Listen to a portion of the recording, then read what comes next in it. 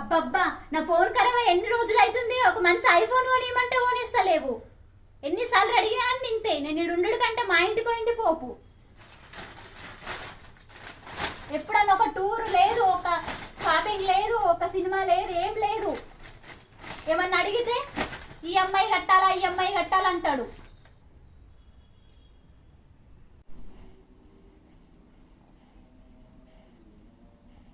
అవి ఒక గంట ఆర్డర్ పెట్టిన వస్తుంది. 1 hour later.